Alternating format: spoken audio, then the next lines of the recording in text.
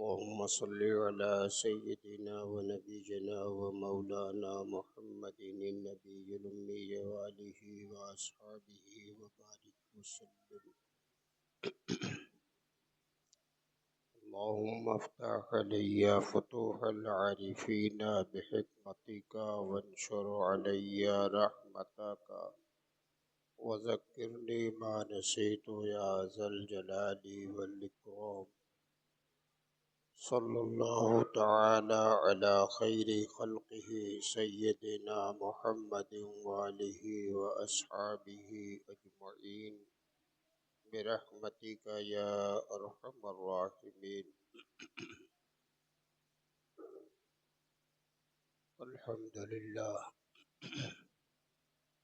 الحمد لله الذي يبدع الأفلاك والأرضين، والصلاة والسلام على من كان نبيا وآدم بين الماء والطين، وعلى آله الطيبين الطاهرين وأصحابه وعلماء ملته وشهداء محبته أجمعين. أما بعد، فأعوذ بالله من الشيطان الرجيم. بسم الله الرحمن الرحيم. يا أيها الذين آمنوا اتقوا الله وكونوا مع الصادقين. آمنت بالله صدق الله مولانا العظيم وصدق رسوله النبي الكريم، ونحن على ذلك لمن الشاهدين والشاكرين والحمد لله رب العالمين. مقتدر بعظمت علماء اہل سنت و برادران اہل سنت و جماعت، السلام علیکم ورحمۃ اللہ وبرکاتہ. آئیے سب سے پہلے ہم اور آپ نہایتی عقیدت اور انتہائی محبت کے ساتھ یک زبان و یک خیال ہو کر انیس بے کساں چارہ سازی درد منداں مالک اینواں صاحب وقت جواں نو بہار بوستاں شاہ باز لامکاں مالک گنج نہاں حبیب رحماں صاحب قرآن سرور کائنات فخر موجودات صاحب کمالات مخزن معجزات جامع الصفات انیس الغریبین سید المرسلین طٰہٰ و یاسین رحمت للعالمین راحت العاشقین محبوب رب العالمین عرش اعظم کے مکین امام النبیین سرکار احمد مجتبیٰ محمد مصطفیٰ علیہ تحیۃ و ثنا کی بارگاہ بے کس پناہ میں جھوم کر آواز بلند درود و سلام کا نذرانہ پیش کرے اور سب مل کر پڑھیں اللہم صلی علی سیدنا و نبینا و مولانا محمد النبی الامی وآلہ و اصحابہ و بارک وسلم.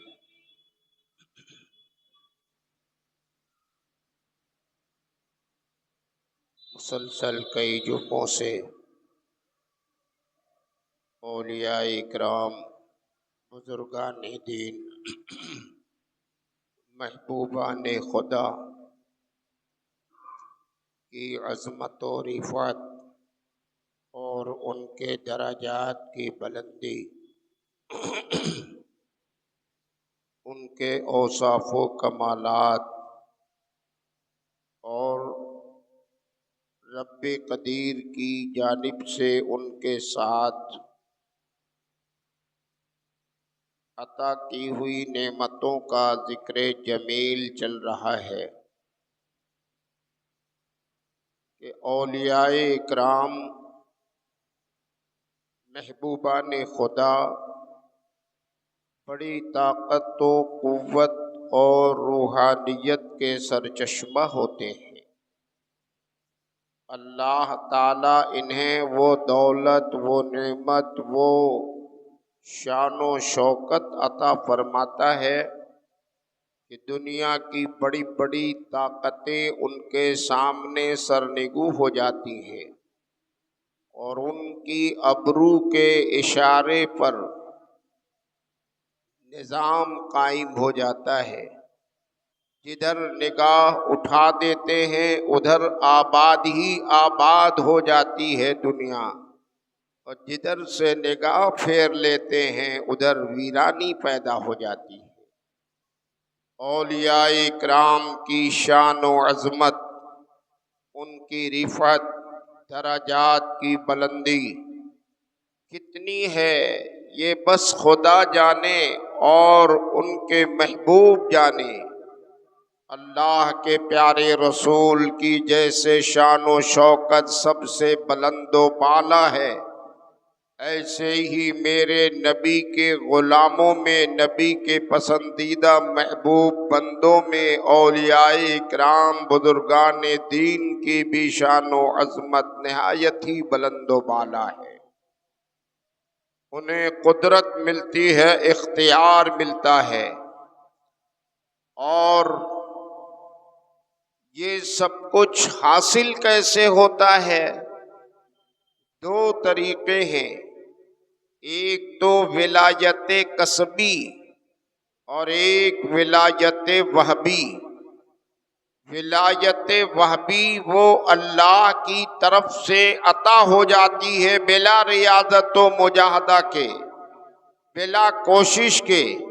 اللہ اپنے بندوں میں جسے پسند کر لیتا ہے اسے اپنا ولی بنا لیتا ہے، اسے ولایت وہبی کہتے ہیں۔ اور دوسری ولایت کسبی، یہ ریاضت، مجاہدہ، نفس کشی، تقوی، طہارت، اطاعت فرمان رسول، اطاعت فرمان خدا، شب بیداری، اوراد و وظائف، کثرت نوافل، زندگی کا لمحہ لمحہ جو حصول فیض کے لیے، اللہ کی رضا کے لیے ریاضت و مجاہدہ کرتا ہے، پس اسے بھی اللہ ولایت کا درجہ عطا فرما دیتا ہے۔ اسے ولایت کسبی کہتے ہیں۔ یہ دونوں طریقے ہیں، ولایت وہبی بھی ہر کسی کو نہیں ملتی۔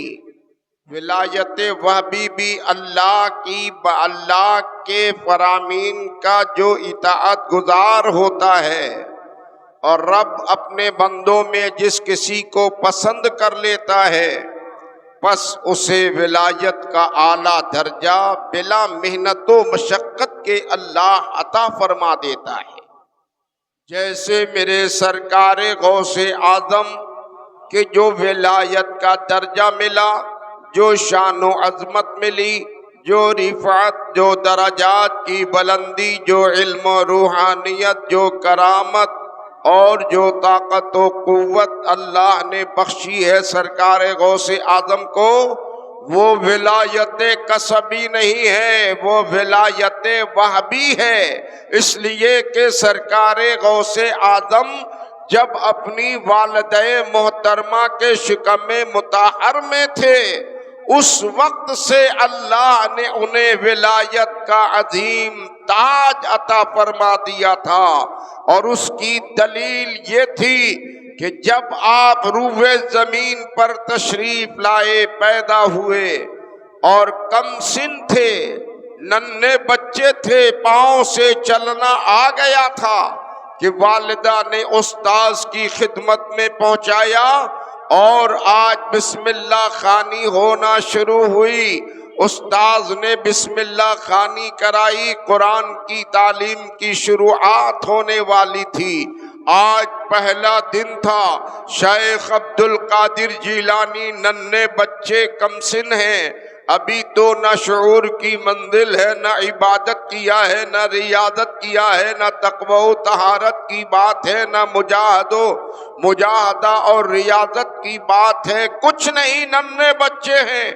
استاذ کی خدمت میں پہنچے، استاذ محترم نے آپ کی بسم اللہ خوانی کرائی، اور جب بسم اللہ الرحمن الرحیم پڑھایا استاذ نے، آپ نے جو بسم اللہ الرحمن الرحیم پڑھا تو پڑھنے کے بعد رکے نہیں، وہیں سے آگے بڑھ گئے۔ الحمدللہ رب العالمین الرحمن الرحیم مالک یوم الدین ایاک نعبد و ایاک نستعین اہدنا الصراط المستقیم صراط الذین انعمت علیہم غیر المغضوب علیہم ولا الضالین۔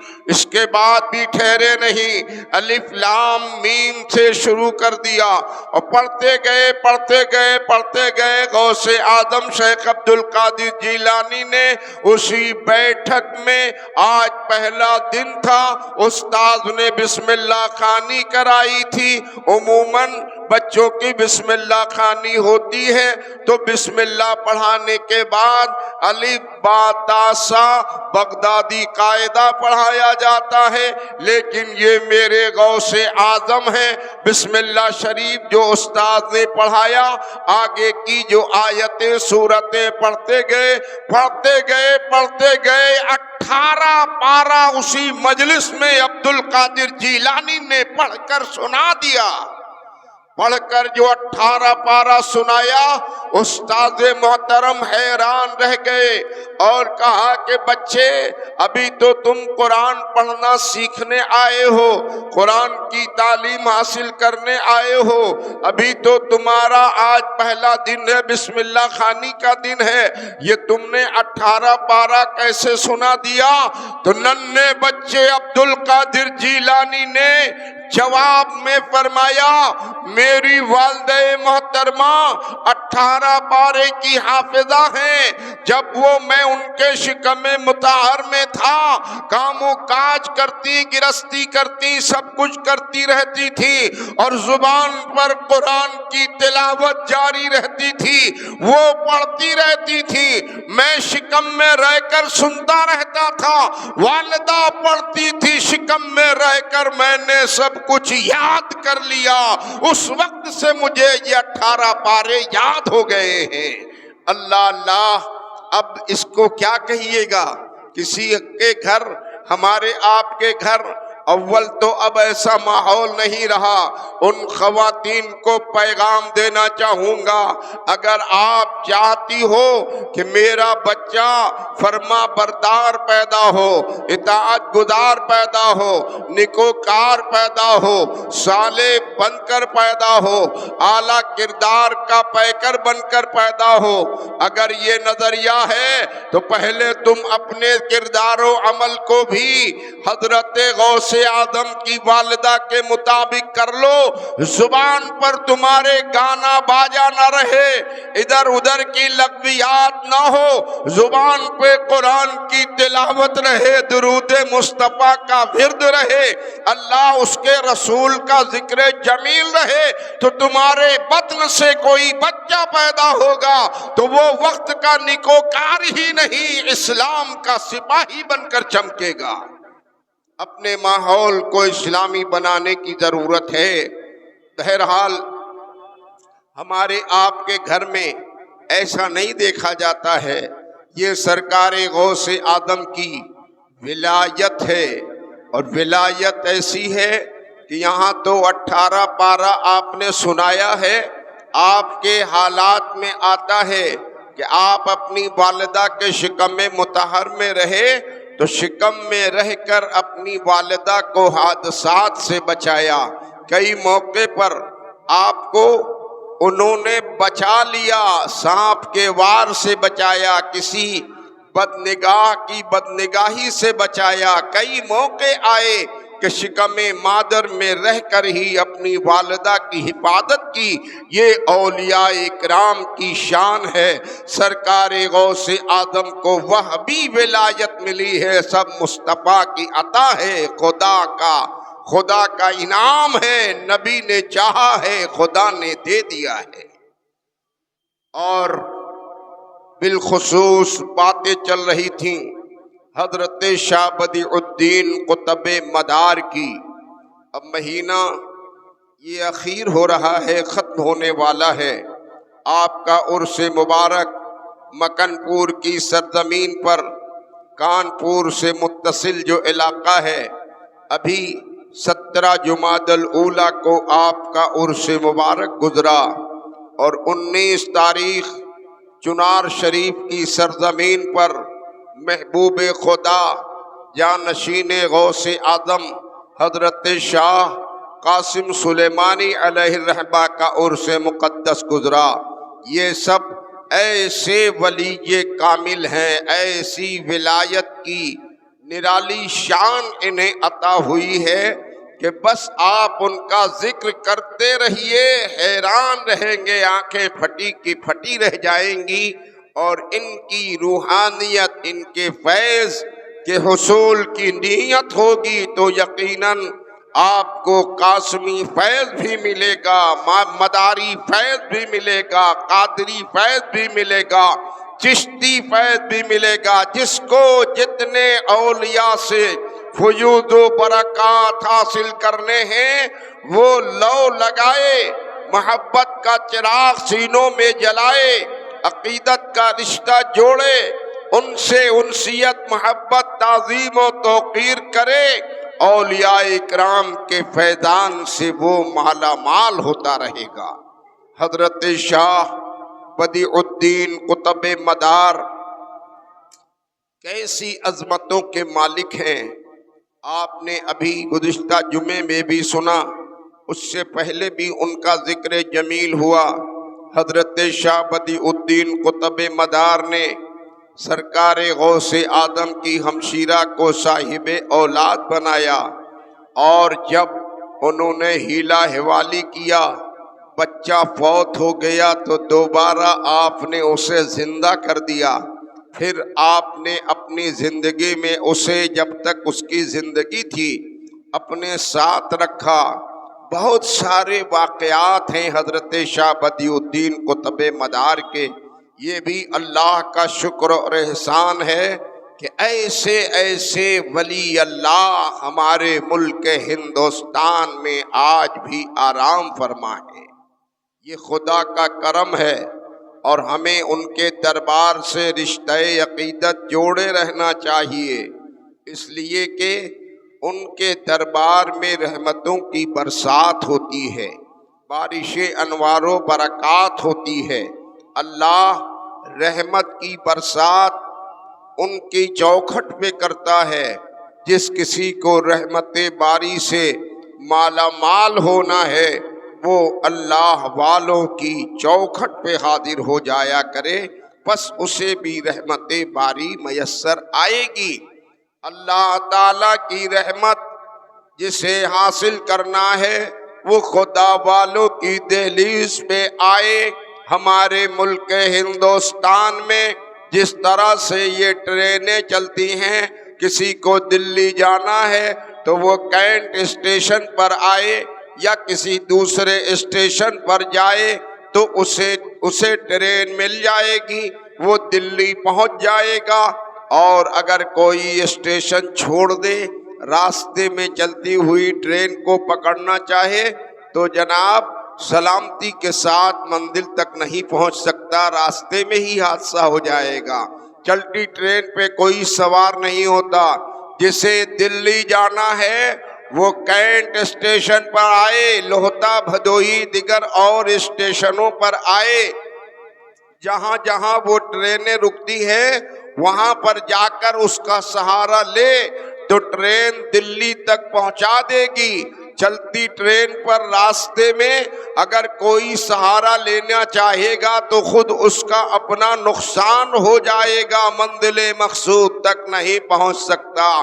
بلا تشبیہ و تمثیل، اللہ کی رحمتیں تو ہر جگہ ہیں، لیکن جس کو رحمت باری سے مالا مال ہونا ہے وہ خدا والوں کی چوکھٹ میں چلا جائے، وہاں برسات ہو رہی ہوگی، نہانے میں اسے بھی قطرات رحمت کے مل جائیں گے، اور جب خدا والوں کی چوکھٹ پہ جائے گا تو اللہ کی رحمت سے مالا مال ہو جائے گا۔ اللہ تعالیٰ نے بڑے ان کو مقامات عطا فرمائے ہیں۔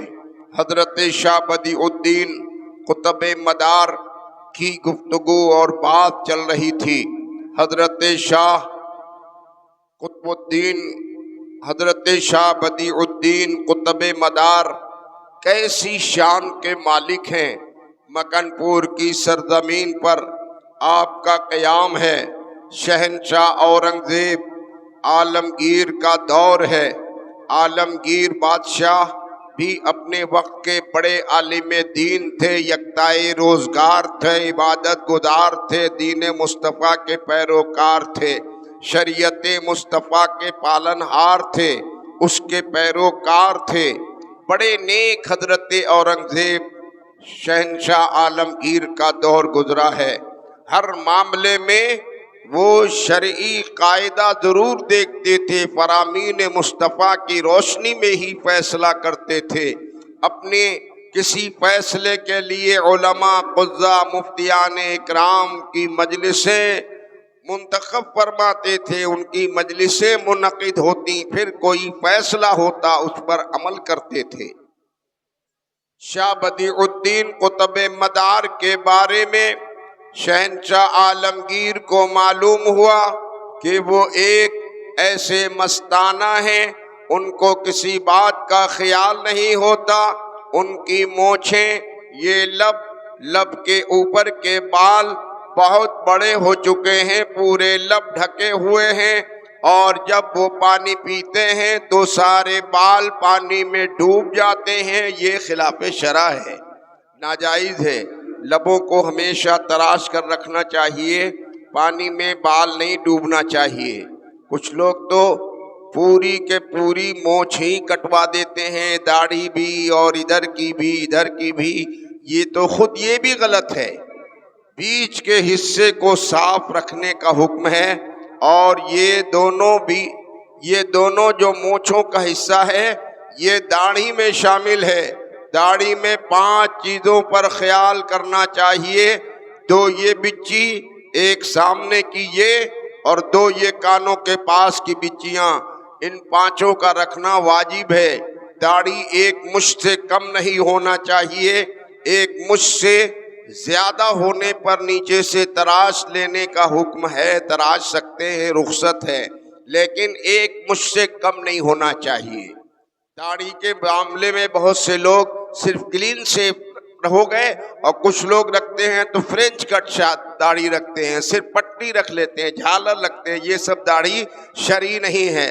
شرعی داڑھی وہی ہے کہ اس کی 5 بچیاں سلامت ہوں اور اس کی حد 1 مشت ہو۔ رخسار پہ اگر سامنے بال آ جاتے ہوں تو ان بالوں کو صاف کر دینے کی رخصت ہے۔ بہرحال شرعی طور پہ داڑھی تو ایسے ہی رکھی جاتی ہے، لیکن شاہ بدیع الدین قطب مدار کے لب اور یہ سامنے کے بال بہت بڑے بڑے ہو گئے، پورے لب ڈھک چکے تھے، پانی پیتے تو اس میں پانی میں بال ڈوبتا، یہ خلاف شرع تھا۔ شہنشاہ اورنگزیب کو معلوم ہوا کہ شاہ بدیع الدین کا بال جو مونچھوں کا ہے وہ غیر شرعی ہے، بہت بڑھ گیا ہے، تو آپ نے ان کے پاس عالم کو بھیجا اور کہا جا کے انہیں شرعی مسئلہ بتاؤ اور ان سے کہو کہ اپنے لب کو تراش لے۔ آئے، فرستادہ آیا، شہنشاہ عالمگیر کا پیغام، بادشاہ کا پیغام لے کر آیا۔ یہ کوئی آسان چیز نہ تھی، بڑی اہم تھی، بادشاہ نے بھیجا تھا۔ شہنشاہ عالمگیر نے کہلوایا، جا کر بدیع الدین قطب مدار سے کہہ دو کہ آپ کے لب غیر شرعی ہیں، اپنے لبوں کو تراش لے۔ آ کر جب پیغام سنایا تو شاہ بدیع الدین اپنے الگ، ان کی الگ دنیا تھی، مست و الست دیوانہ وار رہتے تھے۔ شہنشاہ عالمگیر کا پیغام آیا، آپ نے سنا۔ سننے کے بعد شاہ بدیع الدین نے فرمایا، جواباً جا کے اورنگزیب سے کہہ دو کہ اپنی شریعت اپنے پاس رکھو۔ یہ جواب جو گیا تو شہنشاہ اورنگزیب نے کوئی اپنی مرضی سے نہیں کہا تھا، قانون مصطفیٰ بتایا تھا، شرعی مسئلہ بتایا تھا، حکم شرع سے آگاہ کیا تھا۔ جب یہ جواب ملا تو شہنشاہ عالمگیر کو جلال آیا، اور پھر انہوں نے علماء کی جماعت کو بھیجا اور بھیج کر کہا، جا کر پھر سے بتاؤ، اگر وہ مان لیتے ہیں تو ٹھیک ہے، اور اگر وہ پھر انکار کریں تو تم لوگ زبردستی ان کے لب کو تراش دینا، چونکہ یہ قانون مصطفیٰ کے خلاف ہے۔ شہنشاہ عالمگیر کے حکم پر دوسرے پھر علماء کی جماعت آ گئی، اور انہوں نے پھر شاہ بدیع الدین سے ان لوگوں نے عرض کیا، بتایا، سرکار یہ لب آپ کے غیر شرعی ہیں، اسے تراش لیجئے۔ اورنگزیب نے فرمان بھیجا ہے، یہ شرعی مسئلہ ہے۔ انہوں نے پھر اپنا وہی دیوانہ وارگی والا جواب دیا اور کہا، عالمگیر سے کہو شریعت اپنی اپنے پاس رکھیں، مجھے اپنی حالت پہ چھوڑ دے۔ لیکن بار بار لوگوں نے، علماء نے سمجھایا، وہ نہیں مانے۔ جب نہیں مانے تو بادشاہ کا حکم تھا، اگر وہ انکار کرے تو لب کو تراش دینا۔ جب مانے نہیں، حکم کے مطابق علماء کی جماعت نے قینچی نکالی اور لب کو تراشنا چاہا۔ زبردستی آپ کو پکڑا گیا، لٹایا گیا، لب کو تراشنا چاہا۔ جو ہی لب کے بال پر قینچی کی دھار لگی، ایک بال کٹا، دھار فوارہ مار کر خون کا دھارا بہ نکلا، دوسرا کٹا، اس میں سے بھی خون کا دھارا، تیسرا کٹا، خون کا دھارا۔ یہ حالت دیکھ کر سب کے سب حیران رہ گئے، وہیں ہاتھ رک گیا، گھبرا گئے، اور شہنشاہ عالمگیر کے پاس علماء نے خبر بھیجی کہ ان کا عالم تو الگ ہے، بہت ہی دگرگوں حالت ہے، آج تک کسی کے بال کے منہ سے خون بہتا نہیں دیکھا گیا، لیکن ان کا عالم یہ ہے، ایک بال کٹا ہے تو خون کا دھارا بہ رہا، دوسرا کٹا تو خون کا فوارہ بہ گیا، تیسرا کٹا تو اس سے بھی خون کا دھارا نکل پڑا۔ یہ عالم دیکھ کر ہم لوگوں کی ہمتیں جواب دے چکی ہیں۔ شہنشاہ عالمگیر نے جب سنا تو سننے کے بعد انہوں نے فرمایا، ٹھیک ہے، ان کو انہی کی حالت پہ چھوڑ دو، واپس چلے آؤ۔ یہ کیوں بادشاہ نے کہا؟ اس لیے کہ ان کے درجات کا اندازہ نہیں تھا، کون سی منزل پر یہ فائز ہیں۔ اب ان کو اندازہ ہوا کہ شاہ بدیع الدین قطب مدار صرف سلوک کی منزل پر نہیں، وہ جذب کی منزل پہ فائز ہو چکے ہیں، اور جو مجذوب ہوتا ہے وہ شریعت کے قانون کا مکلف نہیں رہتا ہے، شریعت کے قوانین اس سے اٹھا لیے جاتے ہیں۔ دو طریقہ ہے، ایک تو سلوک کی منزل ہے اور ایک جذب کی منزل ہے۔ دونوں میں، سلوک کی منزل میں بھی معرفت الہی حاصل ہوتی ہے، اور جذب کی منزل میں بھی پہنچنے پر اللہ کی معرفت حاصل ہوتی ہے۔ دونوں میں معرفت خداوندی حاصل ہوتی ہے، لیکن ایک میں جب اللہ کی معرفت حاصل ہوتی ہے تو بندہ اپنے ہوش و حواس کو کھو بیٹھتا ہے، ہوش و حواس اس کے سلامت نہیں رہتے، بس اس کی معرفت میں فنا ہو جاتا ہے، اسی میں محو ہو جاتے ہیں۔ ہوش و حواس جب سلامت نہیں رہتا تو اسے مجذوب کہا جاتا ہے۔ اب نہ اس سے نماز کے لیے پوچھا جائے گا، نہ اس سے روزے کے لیے پوچھا جائے گا، نہ شریعت کے کسی مسئلے میں پوچھا جائے گا، وہ تو ہوش و حواس راہ خدا میں قربان کر چکا ہے۔ لیکن سالک یہ مجذوب سے افضل ہوتے ہیں۔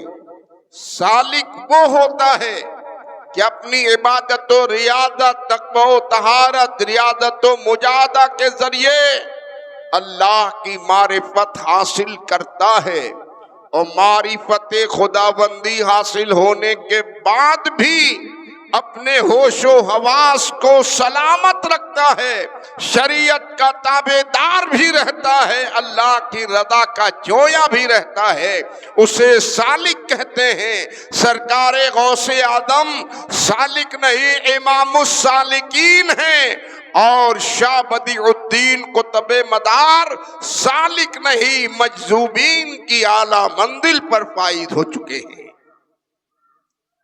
انہی چیزوں کو، ان نزاکتوں کو نظر میں رکھتے ہوئے آج بہت سے ایسے مکار پیر دیکھے جاتے ہیں، ایک وقت نماز نہیں پڑھتے، بال ان کے بالکل کاندھے سے نیچے کمر تک ہیں، انگوٹھیاں کئی پہنے ہوئے ہیں، نماز سے مطلب نہیں ہے، روزے سے مطلب نہیں ہے، اور جب ان سے کوئی بتاتا ہے تو وہ تو بڑے دلیر ہوتے ہیں، بڑے مکار ہوتے ہیں، وہ جواب دیتے ہیں تمہیں کیا معلوم، ہم تو جا کے خانہ کعبہ میں 5 وقت نماز پڑھتے ہیں۔ تو ایسے مکاروں کی مکاری پر بھی آپ کو ہوش و حواس میں آنا چاہیے کہ مجذوب ہونا ایک الگ خدا کی عطا کردہ دولت ہے، اور مکاری کرنا یہ ایک دھوکہ ہے، ایسوں کے چکر میں نہیں آنا چاہیے۔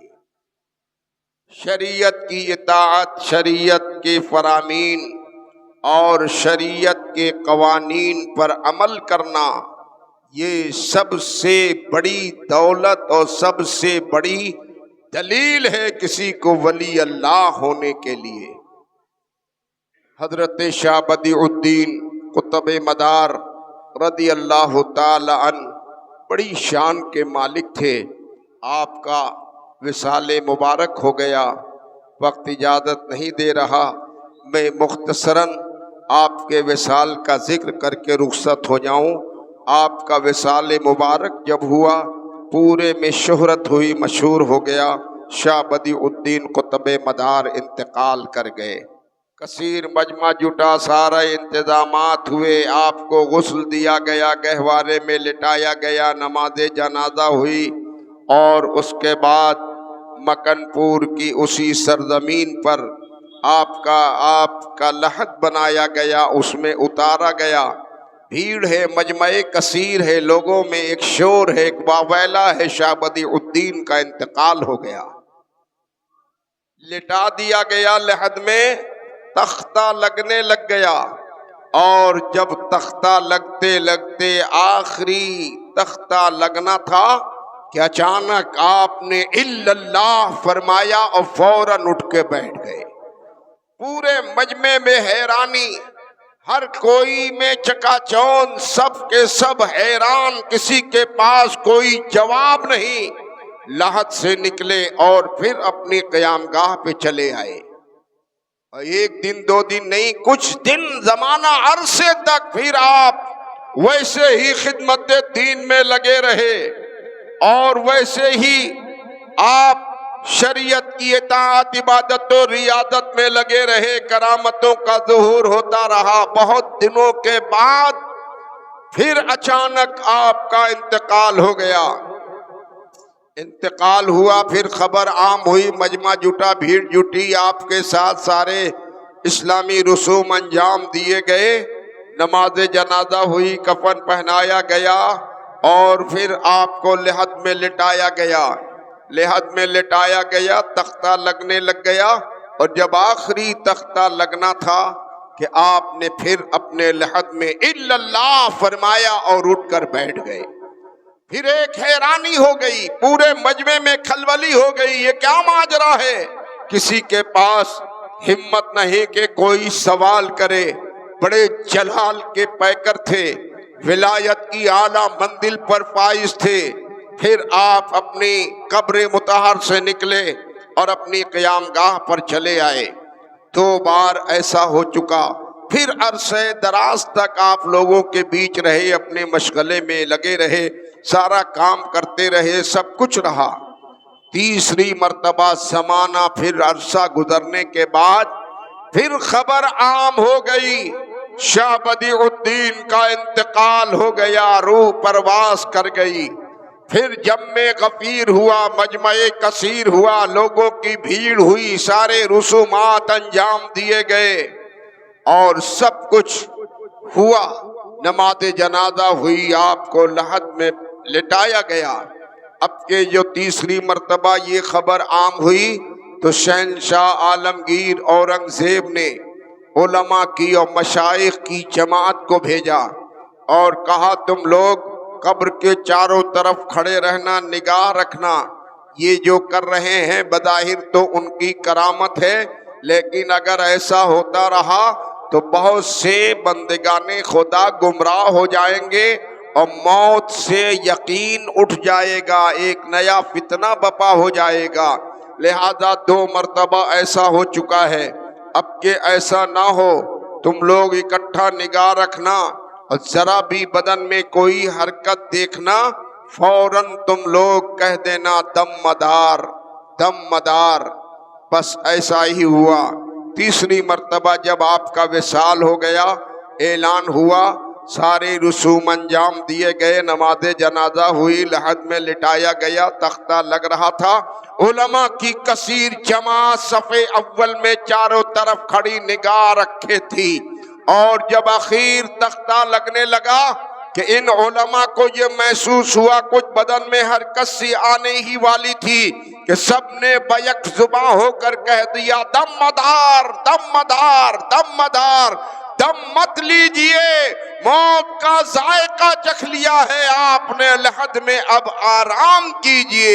بس یہ آواز سن کر شاہ بدیع الدین اسی طرح پھر لیٹے ہی رہے اور آپ کی اس طرح سے تدفین ہوئی اور آپ کی قبر مطہر تیار ہوئی، اور رہتی دنیا کو بتا دیا خدا والے مرا نہیں کرتے بلکہ لذت موت چکھ کر رہنے کا مکان بدل دیتے۔ انشاءاللہ مزید گفتگو پھر جمعہ آئندہ میں پیش کیا جائے گا۔ وآخر دعوانا ان الحمدللہ رب العالمین۔